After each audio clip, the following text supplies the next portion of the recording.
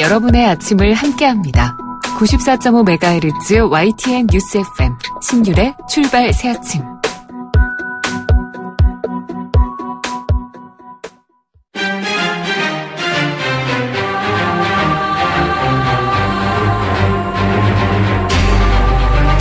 매일 아침을 뉴스로 깨웁니다. 신율의 출발 새 아침. 오늘 사립유치원의 집단 휴업 없을 것 같습니다. 그런데 이번 사태를 보면서 이 휴업을 선언했다가 다시 철회하고 또 다시 휴업을 선언했다가 다시 철회하는 정말 희한한 모습을 볼 수밖에 없었는데요. 이번 사태, 그 동기와 이유의 정당성을 따라서 교육을 담당하는 기관이 이런 모습을 보여도 되는지 심히 의심스러울 것이라는 평가가 많습니다. 일단 자신들의 행동을 결정하기 이전에 여러 가지를 생각해보고 그 이후 자신들의 입장을 표명해야 했는데 이랬다 저랬다를 반복하는 모습을 보이면서 교육기관이 마땅히 가져야 할 가장 중요한 요소인 이 책임감을 전혀 찾아볼 수 없었다는 차원에서 상당히 실망할 수밖에 없었다, 이런 얘기들 많이 하시죠. 어쨌든 잠정적으로 일단락은 된 것으로 보입니다만 앞으로 이런 모습만은 정말 다시 보지 말았으면 좋겠습니다. 신율의 출발 새 아침, 오늘 순서 시작합니다.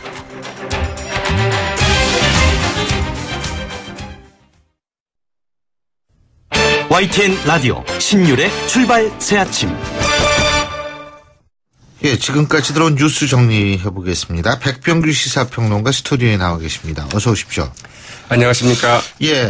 자, 제가 오늘 오프닝에서도 말씀을 드렸습니다만, 사립유치원들의 휴업, 없죠? 없겠죠? 네, 그래서 그렇습니다. 보육대라는 이제 피할 수 있을 것 같은데, 이게 학부형들이 참 마음고생을 많이 했어요. 제가 볼 때는. 네, 주말 내내 휴업 경고와 그 철회를 좀 반복하지 않았습니까?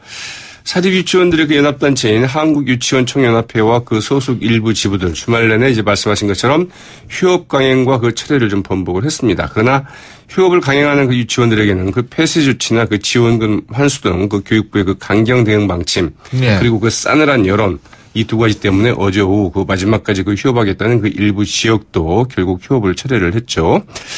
이들 그 사립유치원들 주장은 이제 크게 세 가지인데요. 이 듣고 계신 그 청취자분들께서는 어떻게 생각하실지 모르겠습니다. 우선 그 사립유치원 지원금을 올려주되 우리한테 주지 말고 학부모에게 직접 줘라. 2022년까지 국공립유치원의 그 원화 비율을 그 40%로 확대하려는 그 국정과제를 그 중단하라. 설립자가 원비와 그 시설 사용료를 그 자유롭게 쓸 수 있도록 사학기관 그 재무회계 규칙을 개정해달라. 이런 이야기인데요. 한마디로 그 정부의 지원은 학부모를 통해서 직접 받되 관리 감독은 좀 안 했으면 좋겠다. 하지 말라. 이런 주장 아니냐는 이제 이런 그 비판에 좀 직면해 있죠. 예. 어쨌든 그리고 이게 교육기관이 한다 그랬다 안 한다 그랬다가 이거 왔다 갔다 하는 것 자체가 사실은 이 책임감이라는 측면에서 참 보기가 안 좋았던 건 사실인 것 같은데. 그리고 문재인 대통령하고 미국의 트럼프 대통령하고 어제 전화통화를 25분인가요? 했다 그러죠? 네, 25분 정도 했다고 그러는데 오전 11시부터 했거든요. 두 정상 간의 그 전화통화, 이번이 5번째이고, 그리고 지금까지 전화통화 중에서 그 가장 짧은 통화이기도 했습니다. 근데 이게 이제 통역이 들어가니까. 더 짧은 거죠, 사실. 굉장히 짧게 얘기를 한 건데, 이 북한의 그 중거리 미사일 발사 직후이죠. 그리고 그 유엔 총회를 앞두고 가진 이제 그 통화였는데, 북한의 핵실험에 이은 그 미사일 발사에 대해서 그 엄중 항의한다, 이런 점을 이제 그 두 정상 같이 확인을 했고요. 그러나 그 새 대북 제재안을 그 마련하기보다는 그 6차 핵실험 이후에 그 채택된 유엔 안보리 그 결의안을 그 철저히 이행하는 게 중요하다는 데 이제 의견을 같이 했다고 합니다.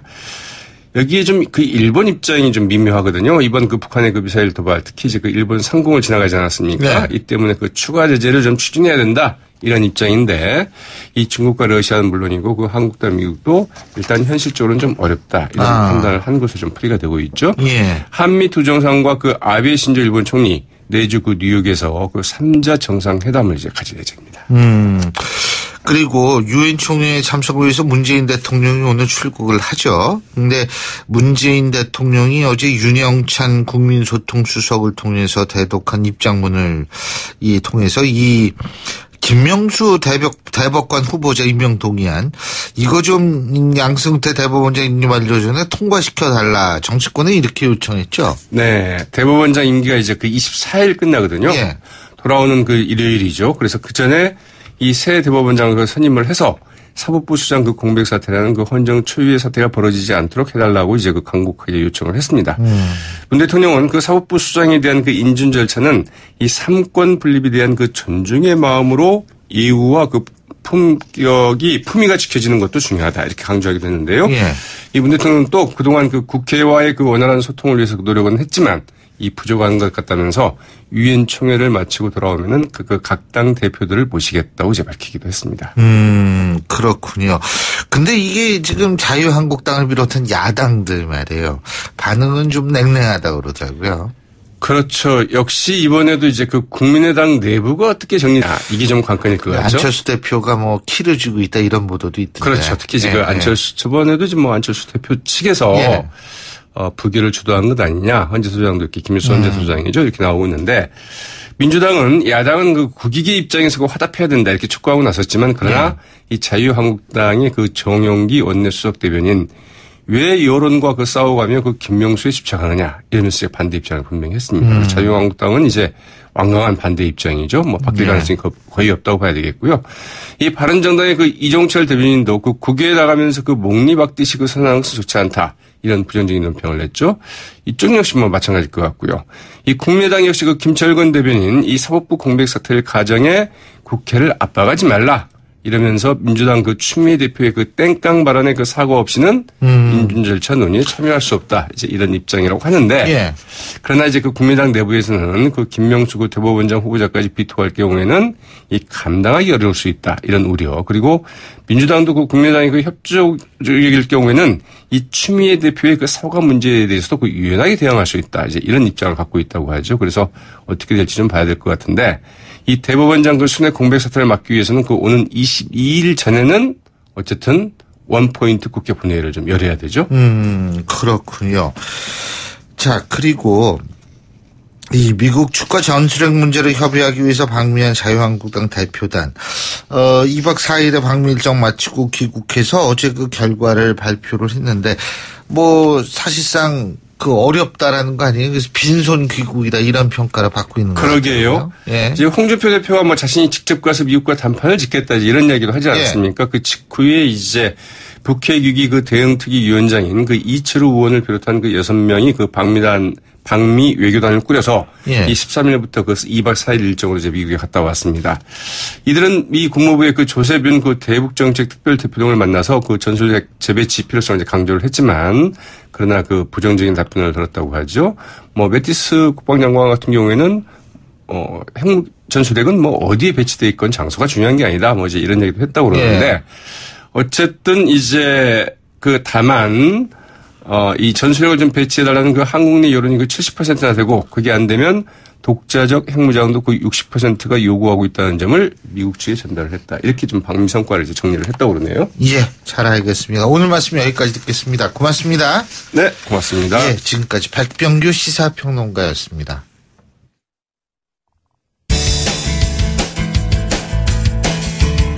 여러분은 지금 FM 94.5MHz로 방송되고 있는 신율의 출발 새 아침을 듣고 계십니다. 의견 주실 분은 짧은 문자 50원, 긴 문자 100원의 이용료가 드는 휴대전화 문자 메시지 우물정 0945번으로 의견 남기실 수 있습니다.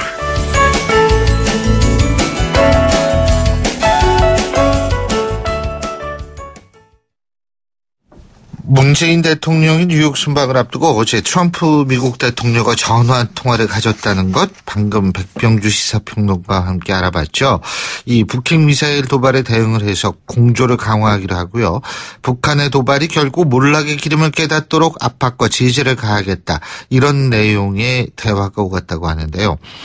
정치권의 대표적 국방안보 전문가시죠. 국회 국방위원회 자유한국당 백승주 의원 전화 연결해서 입장 들어보겠습니다.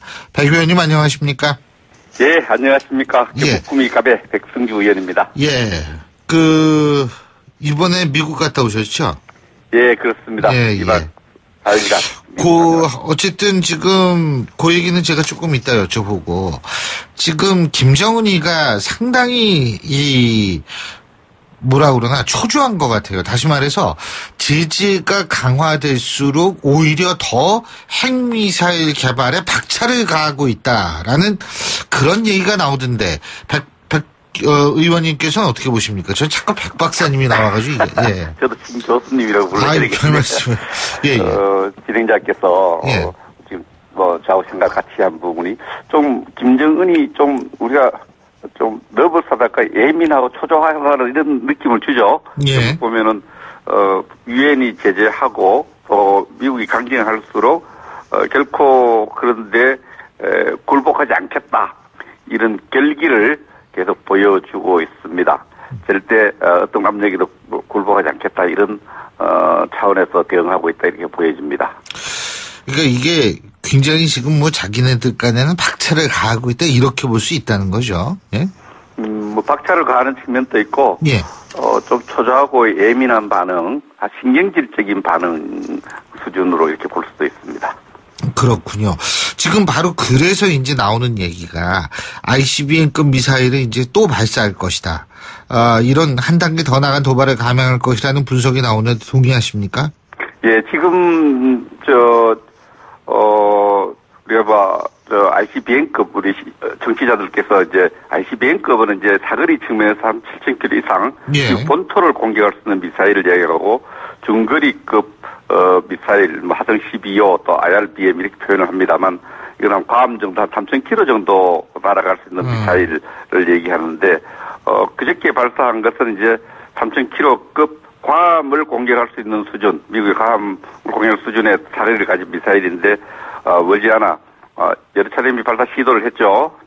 한 7,000km 이상 나가는 그 ICBM급 미사일을 발사할 가능성이 있다.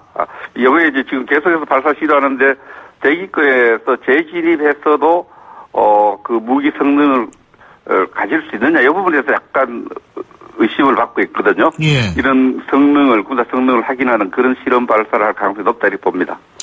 근데 그 IRBM 뭐 화성 12호인가요? 그거는 이미 뭐 전력화했다. 자신들이 이런 선언하지 않았나요? 이 부분은 이미 2008년도, 2009년도 우리 이명박 정부 당시에 예. 국방백서 또 당시 국방부 장관 이상희 장관이 그 당시에 이미 우리 그 현 부대에 배치되어 있다 이렇게 우리 백서에 발표한 적도 있어요.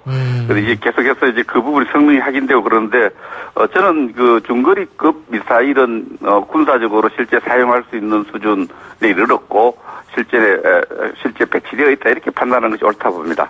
이미 그러니까 실전 배치가 됐다 이렇게 판단하신다 이 말씀이시군요. 그렇죠. 그죠? 이미 우리 10여 년 전부터 이게 어떤 파악이 됐고 백서에도 국방 백서에도 이미 공개된 적이 있어요. 예.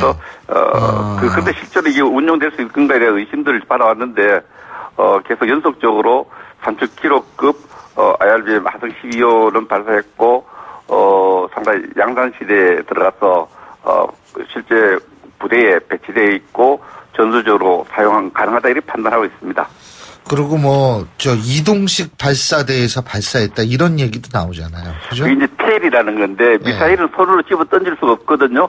이제 발사 기지가 있어야 되고 발사대가 있어야 되는데 이 고정 발사대는 우리가 사전에 파악했다가 우리 쉽게 파괴할 수 있어요. 필요할 때. 이제 이동 발사대는 텔이라는 어떤 이동 발사대가 이건 이제 발사하고 다시 은폐 시설로 이렇게 이제 숨길 수 있거든요. 예. 이번에 텔에서 이동식 발사대에서 발사하면 우리가 유사시에 여기서 파괴하기가 좀 힘든 그런 부분이 있습니다.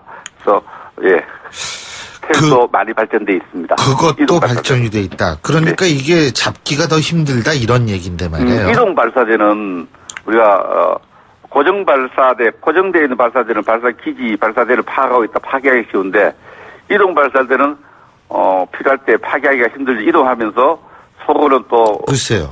은폐시설로 땅굴로 이런 데 숨기 때문에 좀 우리가 필요할 때 파괴하기가 힘든 파악하고 파괴하기가 힘든 그런 발사대다 이렇게 이해하면 되겠습니다. 자, 지금 상황이 이런데 말이에요. 물론 문재인 대통령하고 트럼프 대통령이 전화를 통해서 이 북한이 도발할 시에 몰락의 길을 걷게 하겠다 이런 얘기를 했는데 지금 현재 우리 정부가 미국과의 공조에서 혹은 우리 정부가 단독으로 취할 수 있는 액션 어떤 게 있다고 보십니까? 네, 지금 어떤 북한 미사일과 또 핵에 대한 인식의 공유는 이제 이루어져 가고 있습니다. 예. 상당한 수준에 이르렀고 그걸 사용할 수 있다 이런 인식인데 일부 또 다른 부분도 있습니다. 실제 뭐 군사적으로 사용할 수준이 아니라 다른 부분도 있지만 대체적으로 인식의 공유를 이루어가고 있는데 대응에 있어서는 전문가 입장에서 봤을 때는 차이가 있어 보입니다. 트럼프 행정부는 군사적 제재를 포함하는 조치를 늘 마련하고 이것을 북한에 전달하고 싶어하는 이런 게 있고 예. 우리 정부는 그런 것을 하게 되면은 북한이 우리를 대한민국을 공격할 수 있고 한반도 대규모 충돌이 있을 수 있기 때문에 한반도 전쟁이 있어서는 안 된다 이런 논리 구조 속에서 군사 제재는 좀 배제해야 된다 어떤 상황에서 이런 게 있어서 북한에게 조금 잘못된 혼란된 메시지를 주고 있지 않느냐. 그래서 저는 생각할 때 군사 제재를 포함해서 미국과 우리 정부가 공동의 목소리가 북한에 전달되어야 된다. 북한의 모든 제재가 포함될 수 있다는 메시지를 하나의 유니파이드 단일한 목소리, 단일한 대응 수준이 미국에 북한에 전달하도록 하는 게 필요하다고 생각합니다. 근데 이게 이제 그 목소리도 중요한 거. 또 하나는 뭐냐면 우리가 그냥 핵무기를 비대칭성 무기라고 얘기하지 않습니까?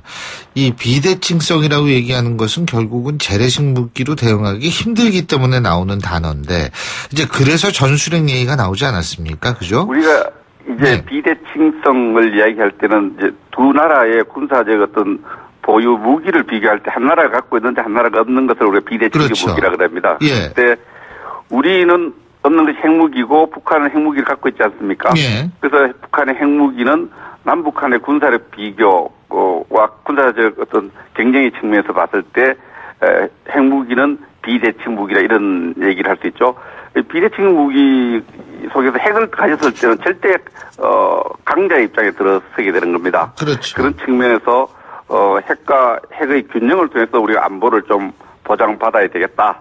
이런 국민의 목소리가 많고 그런 측면에서 전술핵을 우리 재배치를 한다면은 핵의 균형을 가져올 수 있다. 이런 판단을 하는 국민들이 한 70%가 넘죠. 그래서 전술핵 배치에 대한 국민 여론 지지가 매우 높게 나오고 있습니다. 근데 미국 가셔가지고 좀 긍정적인 대답을 못 얻고 오신 것 같더라고요. 그죠? 그렇지 않습니다. 당장 우리가 가서 예. 미국의 전략과 핵 정책이 있는데 대외 정책이 있는데 우리가 야당인 우리 의원이 정부 대표도 아니고 4명이 가서 이거 좀 전술 핵무기 배치합시다 한다고 예 좋습니다. 그렇게 하겠다고 기대한 적도 없고요.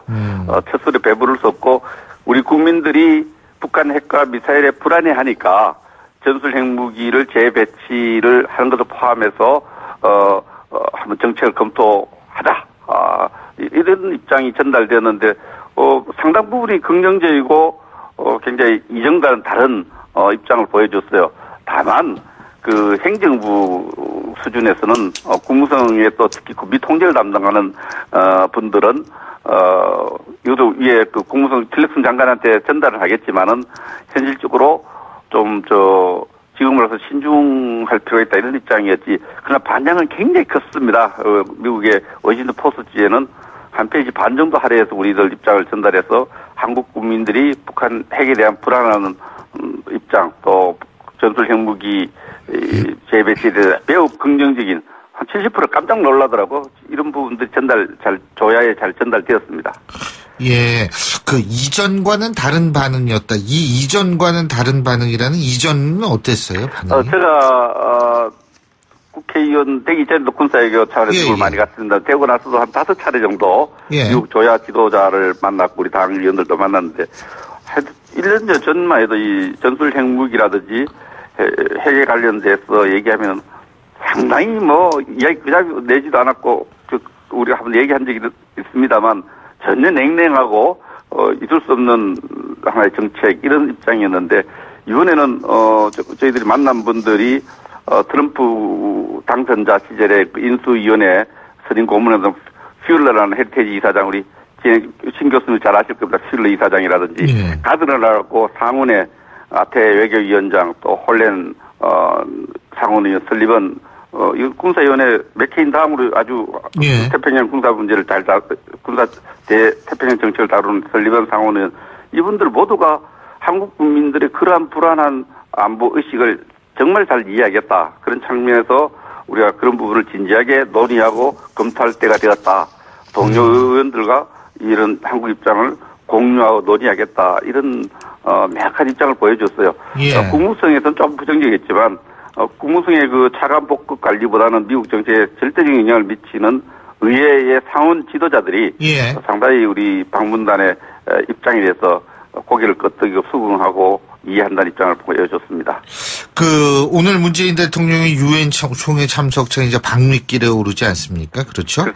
근데 일각에서는 유엔 총회 기조연설에서 문재인 대통령이 대북 압박 기조를 유지하지만 인도적 차원의 지원은 예정대로 추진하겠다는 점을 분명히 밝힐 거다. 이런 분석도 나오는데 어떻게 보십니까?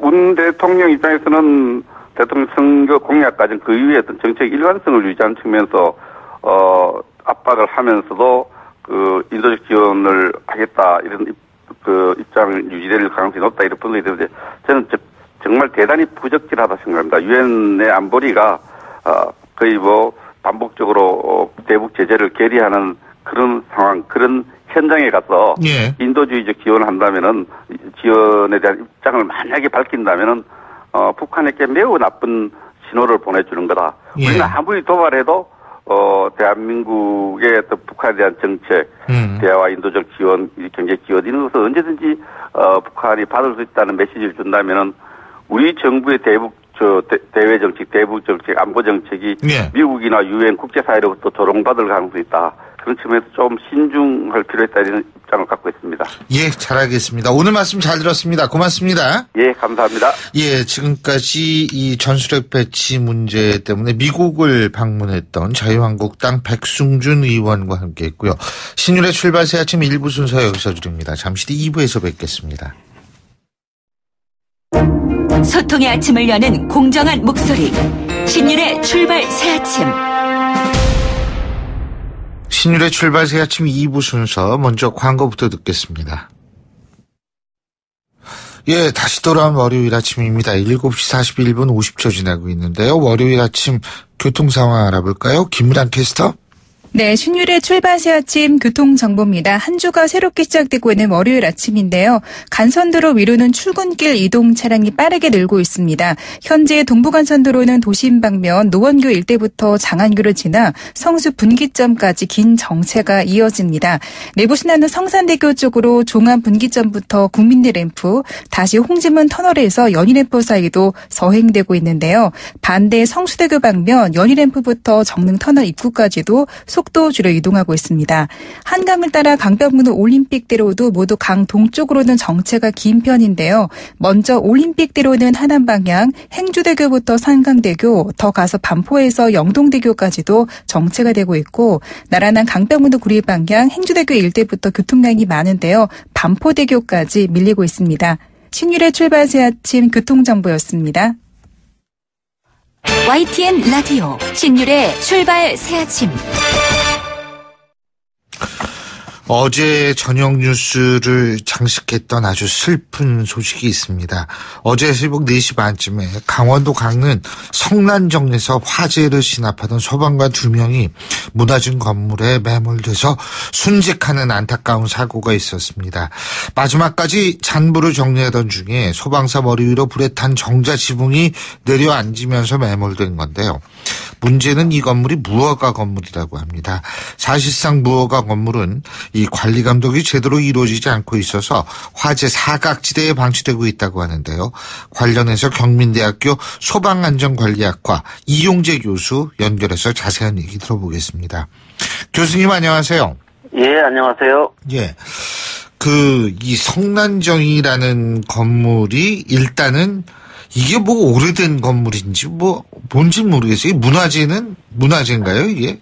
예, 그렇습니다. 문화재 중에서 이게 비지정 문화재라고 그래서 지정 문화재보다 조금 한 단계 밑에 거라고 보시면 되는 거고요. 근데 교수님, 문화재는 예. 다 무허가예요, 그러면?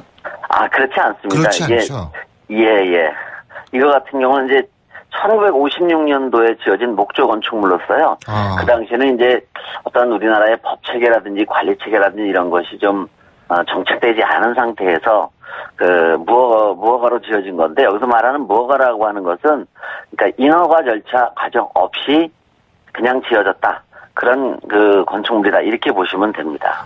지금 이 건축물에 화재가 났을 때 이 정말 안타깝게 숨진 소방관 2명이요. 네. 그러니까 잔불 정리하다 지붕이 내려앉아서 이게 돌아가신 거죠? 예, 그렇습니다. 예. 이런 이 두 분은 일단은 한 분은 정년을 1년 정도밖에 안 남겨두신 분이고, 예. 또 한 분은 막 이제 소방관이 되신 지 1년밖에 안 되는, 그래서 우리들을 더 가슴 아프게 하는 그런 사고였고요. 이 목조 건물 같은 게 화재의 특성이 있습니다. 뭐냐면, 일단은 목조기 때문에 불에 취약하다라는 그런 측면도 있겠지만, 또 하나는 우리가 보이지는 않는데요. 지붕 속에 지붕의 물매를 잡기 위해서 보토라고 하는 다량의 흙을 올라앉아 있고요. 또한 물매를 잡기 위해서 적심이라고 하는 목재를 이렇게 쭉 까는 그런 구조로 되어 있습니다. 그래서 무게가 상당히 나가고요, 지붕이. 그런 상태에서 이 화재로 인해서 구조체가 불타거나 이런 취약해진 상황에서는 붕괴되기가 아주 쉬운 그런 구조를 가지고 있고요. 예. 이거와 유사한 사례가 우리 숭례문 화재도 이거와 비슷한 속성을 가지고 있습니다. 근데 교수님, 이 무허가일 경우에요, 다른 건물보다 더 위험합니까? 화재가 났을 경우에? 일반적으로 그렇게 볼 수 있습니다. 왜냐하면 무허가 건물이라는 게 무허가로 하다 보니까 구조적으로라든지 또는 어떤 각종 소방 시설이라든지 이러한 것들이 제대로 허가받고 지은 건물보다는 절대적으로 취약할 수밖에 없습니다. 그런데 이게 아까 성난전이라는 게 1950년대에 지어진 건물이에요. 교수님께서 말씀하시지 않으셨습니까? 예. 그러면은 옛날의 건축법이 지금의 건축법보다 아무래도 좀 여러 가지로 미비하겠죠. 예? 당연히 그런 부분이 있습니다. 그렇죠. 그러니까 이게 무허가 여부도 있지만 언제 건축이 됐느냐, 어떤 건축법에 따라서 건축이 됐느냐, 이런 차이도 있는 거 아니겠습니까? 어떻게 보십니까? 예, 그렇습니다. 일반적인 무허가 건물들이 대부분이 이렇게 40년, 50년 이상 된 건물이 경우가 대부분이고요. 또한 무허가 건물에 다수를 점하고 있는 것들이 이런 농가나 이런 데서 축사로 사용하거나 이런 건물들이 현재 대부분 무허가 건물로 돼 있습니다. 근데 이런 성난전 같은 경우 이번 화재가 난요. 이런 건 좀 특수한 경우인데, 문화재이기 때문에, 소규모고, 또 지어진 지 오래돼 있고, 이러다 보니까 법 적용이 거의 되지 않았고요. 그 다음에 가장 또 하나는 이 취약했던 부분이 이것이 철거를 앞두고 있었고요. 그러다 보니까 관리도 또 사각지대에 있었고 그런 문제가 있습니다. 성난전을 철거하려고 그랬다고요? 예, 이것이 이제 오래도 됐고 또 하나 인근의 대규모 건축 공사로 인해서 건물이 금이 가거나 이러한 좀 구조적으로도 불안정한 상태에 있었습니다. 그래서 이제 철거 내지 이전의 계획이 있었고 주민의 접근 안 되도록 펜스를 쳐서 관리하고 있었던 그런 상태입니다. 그런데 이렇게 성난전 같이 이 비지정 문화재라고 아까 표현하셨는데요. 그죠? 네네. 이 비지정 문화재가 많을 거 아니에요? 전국적으로. 그죠? 전국에도 상당히 많은 걸로 알고 있고요. 그렇죠. 강원도 내만 해도 아마 한 300여 개 이르는 것으로 알고 있습니다. 그러면은 이렇게 무허가 비지정 문화재가 화재가 난 경우가 있었겠네요. 예? 강원도에만 300여 곳이면은 그럴 수 있는 거 아니겠어요? 네, 그런 화재가 다분히 있었고요. 무허가 건물에서는 화재 난 경우는 많았을 것 같고요, 그죠? 예, 많습니다. 그런 사례는. 예. 대표적인 사례가 올 6월에요. 문화재는 아니지만 서울 도심에서 목공소 밀집 지역이 있습니다. 거기서 화재가 발생돼서 세 모녀가 숨지는 그런 그 안타까운 일도 있었습니다. 그렇지만 이게 무허가이다 보니까 관할관청에서의 어떤 관리 감독도 미치지 못했고, 예. 그 소방점검이나 이런 것도 이루어지지 못했고, 그런 그 아주 악조건 상황에서 화재가 나서 인명피해를 불러온 사례가 올 6월에도 있었습니다. 예, 그렇군요. 그러면 이렇게 그 무허가 건물들 있지 않습니까? 네. 이러한 무허가 건물들을 어떻게 해야 됩니까? 이걸 뭐 다 부실 수는 없는 거고, 그죠? 관리를 네. 어떻게든 하고 어떻게든 법적 테두리 안에서 뭔가를 조치할 수 있게끔 유도하는 것이 지금 가장 현실적인 방안 아닐까요? 맞습니다. 예. 네. 그래서 우리가 이제 크게 한 세 가지 방법을 생각해 볼 수 있습니다. 예. 첫 번째는 이제 그 법적 테두리 내에서 그 지금 인허가 과정을 거치지 않은 건물에 대해서 개보수를 하거나 현행법에 맞도록 그 고쳐서 양성화하는 방법이 있겠습니다. 지금 이 방법이 또 일부 사용되고 있고요. 예. 그다음에 도저히 이런 양성화할 수 없는 거라든지 이런 것들은 철거의 방법을 또 택해야 되겠고요. 또 하나는 이렇게 그 양성화나 철거 모두 다 그 어려운 그런 경우에 있어서 그것이 어떤 그 거주자의 그 생명과 직결되는 그런 시설물이라고 한다면 예. 그것이 그 무허가 건물이라 하더라도 최소한의 어떤 그 소방시설이라든지 안전시설은 갖춘 다음에 예. 사용하도록 하는 그런 그 세 가지 방법의 그 절차를 거쳐야 된다라고 생각하고 있습니다. 그리고 이번에 진짜 안타까운 이 소방관 두 분의 목숨을 앗아갔는데요. 네. 이 소방관 분들의 안전을 위한 조치도 좀 추가적으로 해야 될 게 많을 것 같다는 생각이 들거든요. 뭐 아주 다양한 부분이 많이 좀 얘기가 돼야 될 것 같습니다. 여러 경우에서 말이 있어 왔고 예. 또 그런 추진도 돼 왔는데 아직도 좀 미흡한 상태에 있습니다. 어떤 장비라든지 이런 것을 입었을 때 화재 현장에서요. 예. 그 방화복 내의 온도는 50도 이상까지 올라가고 예. 그러다 보니까 소방관이 뭐 굉장히 지치고 탈진하고 그래서 이것이 어떤 사망으로 이어지는 이런 사고도 일어나고 있고요. 또 하나는 이제 예. 이렇게 그 안타까운 그런 예. 이런 죽음에 이르렀을 경우에 예. 그 소방관분들과 그 가족들에 대한 예. 어떤 처분이라든지 이런 것들도 많이 좀 개선이 필요한 그런 실정입니다. 알겠습니다. 예, 오늘 말씀 잘 들었습니다. 고맙습니다. 네, 감사합니다. 지금까지 경민대학교 소방안전관리학과 이용재 교수였습니다. 신율의 출발 새 아침 2부 순서 여기서 줄입니다. 전 8시 10분 3부에서 뵙죠.